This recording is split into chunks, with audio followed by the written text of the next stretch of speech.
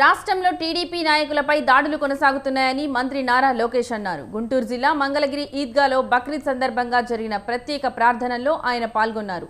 YCP నేతలు తమ minority నాయకులపై దాడి చేస్తున్నారని ఆవేదన వ్యక్తం చేశారు. రెడ్ బుక్ తన పని తాను చేసుకోబోతుందని హెచ్చరించారు. రాష్ట్రంలో పెట్టుబడులకు మంగళగిరి నియోజకవర్గంలో పేదల కోసం ఇళ్ల నిర్మాణం చేయమని రాష్ట్ర గృహ నిర్మాణ శాఖ మంత్రి కొలుసు పార్థసారథిని కలిసి తాను స్వయంగా కోరానని చెప్పారు.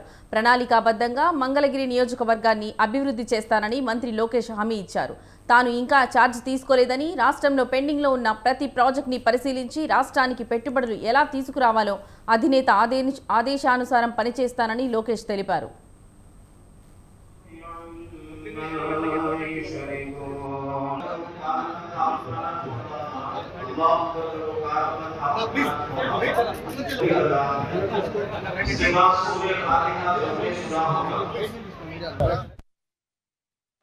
చెక్ పెట్టండి, నేను ఆదేశాలు జారీ చేస్తాను. గత 12 రోజులుగా ముగ్గురు తెలుగుదేశం పార్టీ కార్యకర్తలు వైకాపా పార్టీ చంపింది. దానికి సమాధానం చెప్పనండి.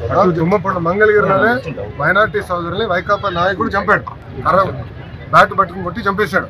వాళ్ళు మా కార్యకర్తలు చంపి ఇప్పుడు ఏమో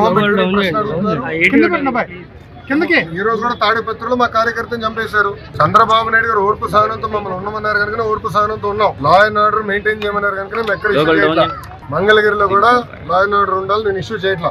మిమ్మల్ని అడుగుతున్నా, ఎక్కడండి వైకాపా కార్యకర్త ఎవరు దెబ్బ జరిగింది, ఎవరిని చంపాము? మేము ఒక్కడి జోలికి వెళ్ళాం. మేము వాళ్ళు ముగ్గురు మమ్మల్ని చంపి తిప్పి మా పైన ఆరోపణ చేస్తాం. కరెక్ట్ గా మొదటి 100 రోజులు గంజాయికి చెక్ పెట్టుకుని క్లియర్ గా చెప్పాను. పోలీసులు ఎవరు నా బంధువులు, నా డ్యూటీకి నేను ఊర్లోకి వస్తే మీరు ఎవరు రావాల్సిన అవసరం లేదు. మీరు ప్రజలకు సేవ్ చేయండి, ప్రజలతో ఉండండి. నాకు మొదటి 100 రోజుల గంజాయికి ఫుల్ స్టాప్ పెట్టాలి. ఇక్కడనే కాదు, రాష్ట్రం మొత్తం కూడా చేయాలి. ముఖ్యంగా మంగళగిరి ప్రజలు నేను హామీ ఇచ్చాను. చెక్ పెట్టండి, నేను ఆదేశాలు జారీ చేస్తాను. గత 12 రోజులుగా ముగ్గురు తెలుగుదేశం పార్టీ కార్యకర్తలు వైకాపా పార్టీ చంపింది. దానికి సమాధానం